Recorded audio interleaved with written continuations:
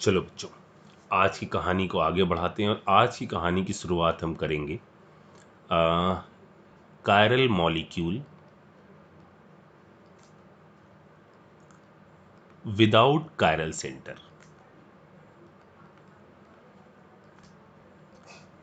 यानी ऐसे मॉलिक्यूल की कहानी जिनके अंदर कायरल सेंटर मौजूद ना हो, लेकिन कंपाउंड कैसा हो वो कायरल हो, मॉलिक्यूल कैसा हो कायरल हो। मॉलिक्यूल के अंदर कायरल होने का मतलब उसके अंदर एलिमेंट ऑफ सिमेट्री मौजूद नहीं है। ठीक है, इसको भी आपने पहले पढ़ा हुआ है। यहाँ पर हम इसके बारे में बात करते हैं। जैसे देखो, सबसे पहले हम बात करते हैं क्यूमिलीन के बारे में। क्यूमिलीन जिनका सबसे छोटा मेंबर होता है एलीन, कुछ ऐसा C double bond C double bond C. ठीक है, यहाँ पर हमने एक ग्रुप लगा दिया CH3, इधर लगा दिया, इस साइड में H लगा दिया, इधर हमने CH3 लगा दिया और इस साइड में हमने H लगा दिया, ऐसे।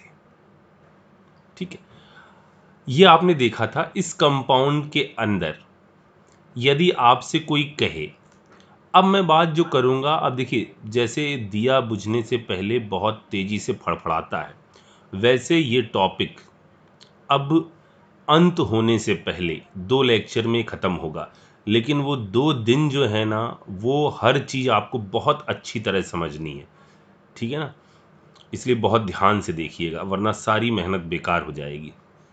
अब जरा देखो, पहले यहाँ पर हम देखते हैं स्टीरियो आइसोमर के बारे में बात कर रहे हैं। मतलब क्या यहाँ जीआई संभव है, क्या इस पर्टिकुलर जगह पर ज्योमेट्रिकल आइसोमेरिज्म संभव है। तो ज्योमेट्रिकल आइसोमेरिज्म में तो हमने ये जाना था कि CH3C और ये जो है, ये वाला H, ये वाला H, इसका ज्योमेट्रिकल आइसोमर ये जो होता है, उसके अंदर कनेक्टिविटी सेम टाइप की होनी चाहिए, लेकिन स्पेस में अरेंजमेंट जो होना चाहिए वो अलग अलग। जैसे बिल्कुल सिंपल केस याद है आपको, यहाँ पर इनके बीच की डिस्टेंस L1 है, तो ये डिस्टेंस आपका L2 होगी। मतलब स्पेस में इनके अरेंजमेंट जो हैं वो अलग अलग हैं।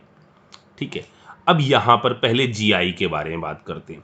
देखो जरा सा, क्या इसके अरेंजमेंट स्पेस में अलग अलग हैं। इसको आप मान लो, ये तो आपका क्या है, पेपर के प्लेन में है। ठीक है, ये ऊपर नीचे है। इसको ऐसे मैं बताता हूं, देखो ये हमने मान लिया 2 चीजें जो पेपर, अब क्या कर सकते हो, ज्यादा से ज्यादा ये कर सकते हो CH3 की पोजीशन इधर से इधर कर दो। ये हमने बनाया पेपर का प्लेन। ठीक है, और यहां हमने एक ऑब्जेक्ट बनाया जो है ऊपर नीचे। ठीक है ना, इसको मैं ऐसे विजुलाइज करवा रहा हूं तो आपको आसानी समझ में आ जाएगा। जैसे यहां हमने एक ग्रुप कोई इधर लगाया, CH3 लगाया, इधर मैंने H लगाया। इसको मैं पलट सकता हूं, यहां हमारा ये ग्रुप है CH3 और नीचे है हमारा कुछ H। ठीक है, अब मुझे आप बताओ कि यदि मैं यहां CH3 रखूं और इससे इसकी डिस्टेंस निकालूं, या मैं CH3 को यहां से बदलकर इधर रख दूं और इसकी डिस्टेंस निकालूं, तो क्या इन लेंथ में कोई अंतर आएगा? नहीं आएगा। इट मींस यहां पर कोई भी जीआई संभव नहीं होगी, कोई भी जीआई संभव नहीं होगी। अच्छा, जीआई संभव तो नहीं होगी। अब बात करते हैं इसके अंदर ऑप्टिकल के बारे में, OI के बारे में, ऑप्टिकल आइसोमेरिज्म। ऑप्टिकल आइसोमेरिज्म जो आप यहां देखो, इसके ऑप्टिकल आइसोमर देखने के लिए अब हम कायरल सेंटर नहीं देखेंगे। यहां हर सेंटर, इसका हाइब्रिडाइजेशन कैसा है, sp2, इसका हाइब्रिडाइजेशन कैसा है, sp, इसका हाइब्रिडाइजेशन कैसा है, sp2। ठीक है, मैं पेन बदलता हूं, बच्चे कह रहे थे। अब देखो, तो इन सब के हाइब्रिडाइजेशन कैसे आ गए हैं, ये आपके हैं sp2 हाइब्रिडाइजेशन है। लेकिन कायरलिटी के लिए, तो कायरल सेंटर होने के लिए तो क्या चीज़ थी कि आपका हाइब्रिडाइजेशन कैसा होना चाहिए, वो हाइब्रिडाइजेशन होना चाहिए sp3। यानी यहाँ कायरल सेंटर मौजूद नहीं है। अब यहाँ चेक करो, क्या POS मौजूद है।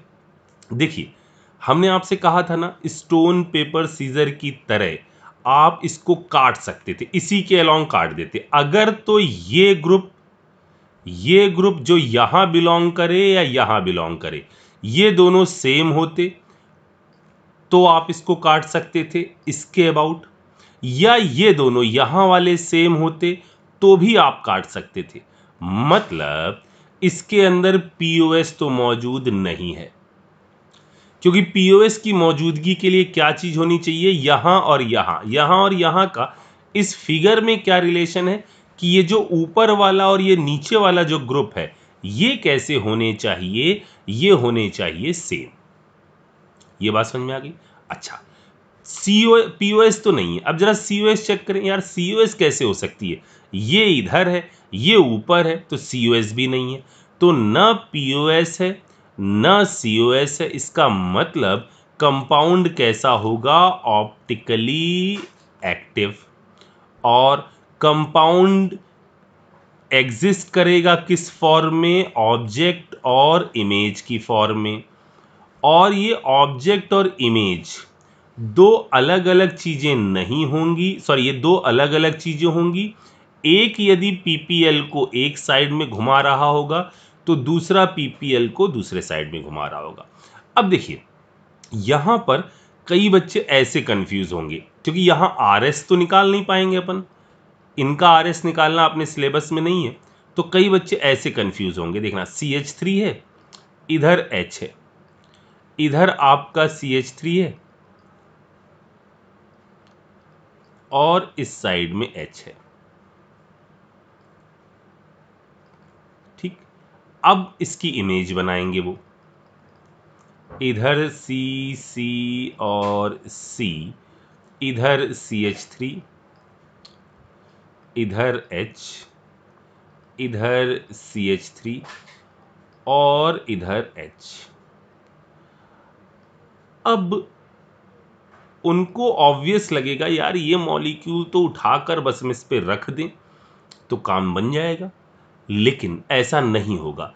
आप जब इसको इस पर रखोगे पलटोगे तो ये वाली चीज जो इधर वाली है ना वो इस पर सुपर इम्पोज नहीं हो पाएगी।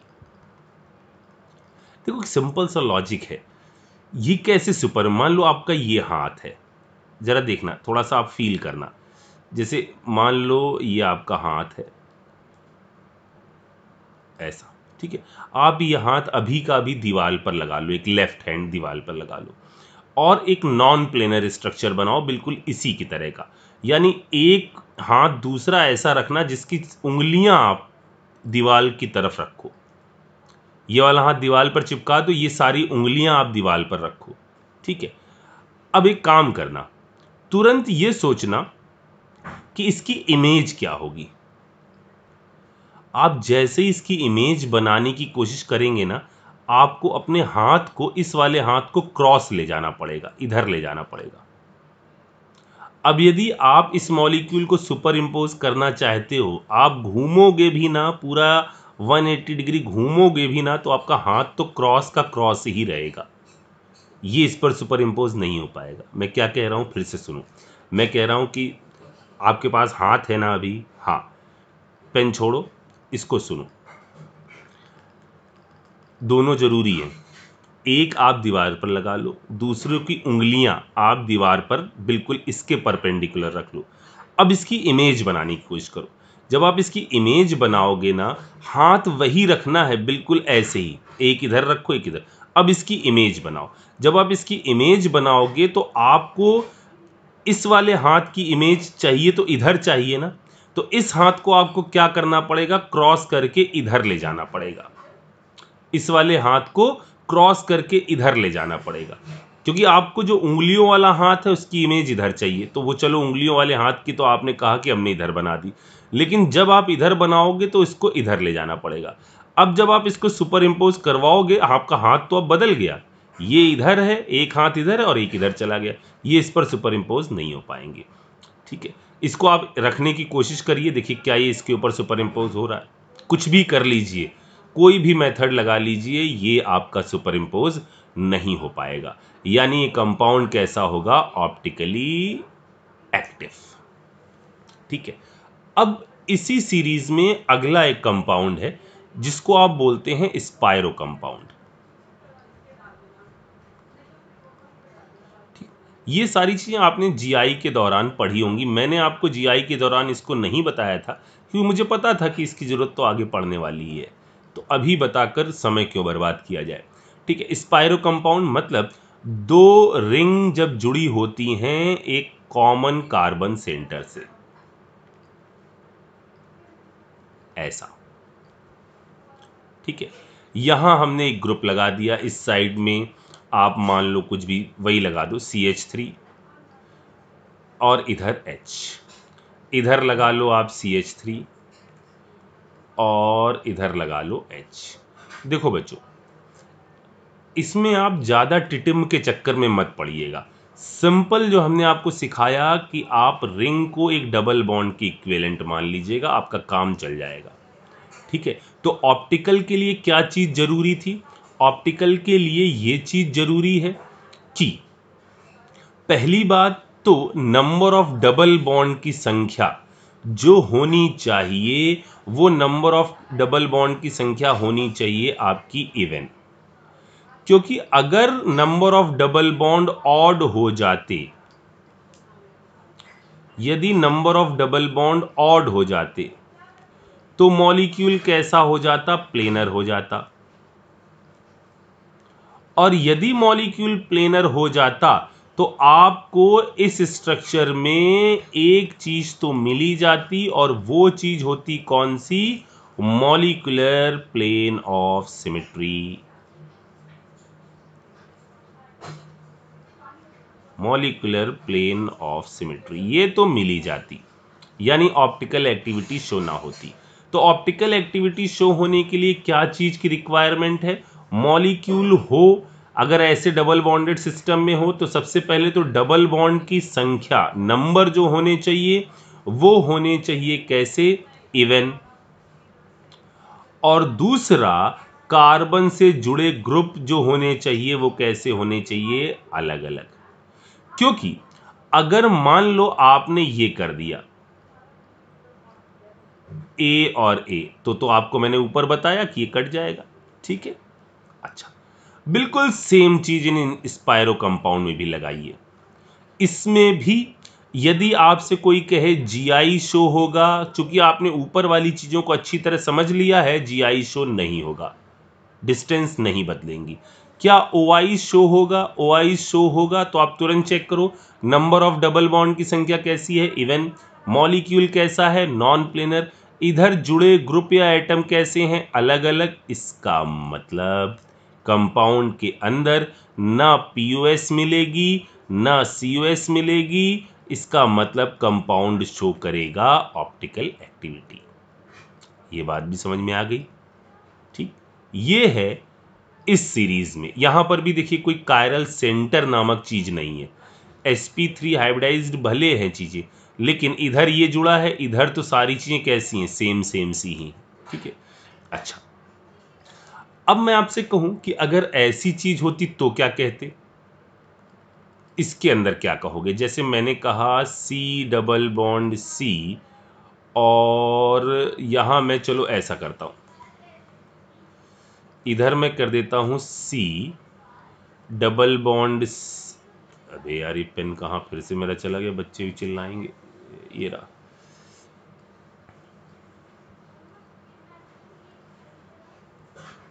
ये ऐसा आ गया। ठीक है, इधर हमने कहा H, इधर हमने कहा Cl, इधर हमने कहा H, और इधर हमने कहा Cl।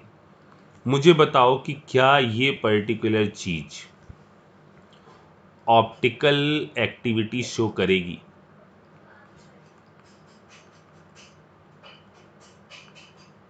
लगाइए दिमाग।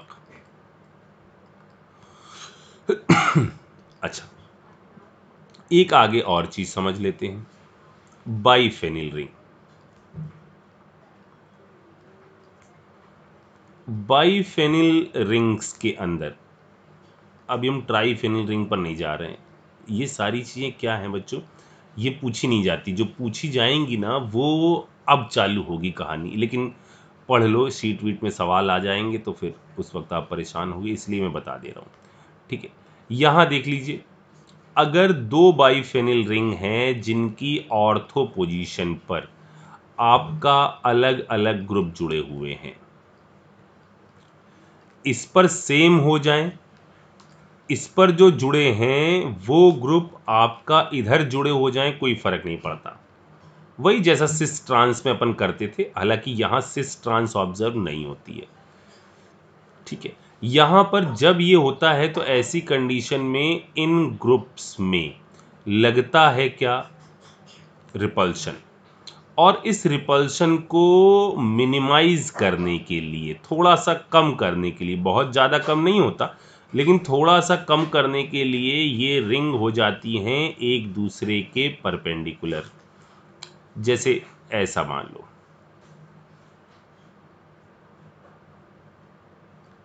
ठीक है,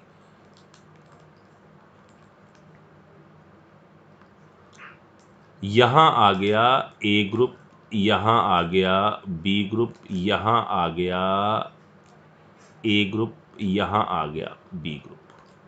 ठीक है, अब इस कंपाउंड के अंदर ये सिचुएशन आपको वो समझ में आ रही है कि इसके अंदर जीआई नहीं होने वाली, क्योंकि अभी भी केस कैसा है, वही वाला, एक ऐसे है और दूसरा ऐसे है। अगर आप इधर चीज़ों में कोई भी बदलाव करोगे, इधर या इधर, तो डिस्टेंस जो है वो सेम रहने वाली है, तो जीआई तो नहीं होने वाला। ठीक है, अब बात करते हैं ओआई के बारे में। ओआई के बारे में बात करने का इनडायरेक्ट मतलब होता है कि हम बात कर रहे हैं पीओएस के बारे में और सीओएस के बारे में। सबसे पहले आसान चीज कर लेते हैं, सीओएस समझ लेते हैं। क्या यहाँ पर सेंटर ऑफ सिमेट्री है? ये तो आपका इधर ही जाना पड़ेगा, यानी इस रिंग के तहत, और यहाँ ऊपर लगा है, इधर तो कुछ है ही नहीं। ठीक है ना, तो यहाँ सीओएस तो होने वाला है नहीं, सीओएस नहीं है। अच्छा, पीओएस मौजूद है क्या? अभी पीओएस भी नहीं मौजूद है। बिल्कुल वही स्टोन पेपर सीजर की तरह आप यहां से इसको काट सकते थे, पीपर बोल रहे हैं, आप इसको काट सकते थे यदि यहां पर ए होता और यहां पर भी ए होता, तो आप इस रिंग के अबाउट काट सकते थे, या यहां ए होता और यहां पर भी ए होता तो काट सकते थे।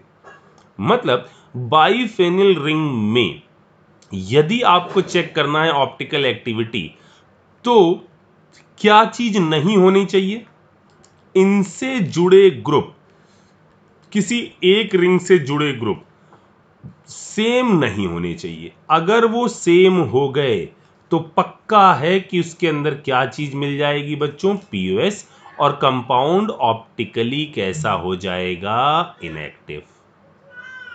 ये बात समझ में आ गई, कंपाउंड कैसा हो जाएगा, ऑप्टिकली इनएक्टिव। सिंपल सी चीज है ये। ठीक है, अब कहानी को थोड़ा सा आगे ले चलते हैं और समझते हैं कुछ और जबरदस्त धमाकेदार चीजों को। तैयार है ना आप? चलिए बढ़ते हैं।